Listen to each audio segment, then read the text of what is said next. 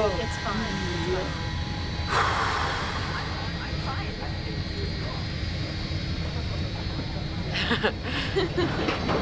It's okay, honey. I'm not.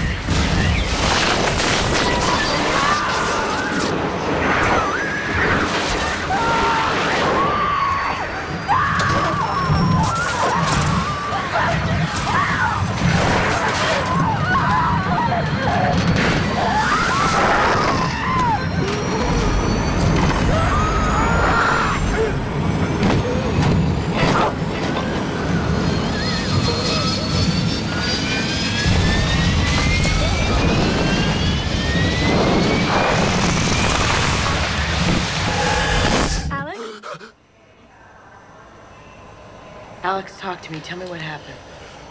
I saw it.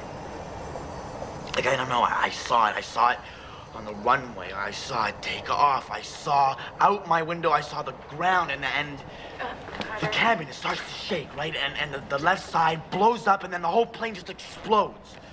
And it was so real, just like how everything happens, you know? You've been on a lot of planes that blew up? You must have fallen asleep. Whoa. We get thrown off the plane. We blow, what, half a day in Paris? All because Brownie has a bad fucking dream?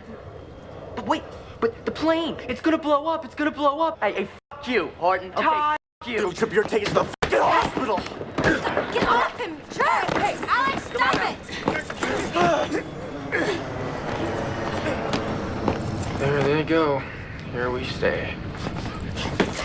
You're paying for my trip, Brownie. You're on that plane.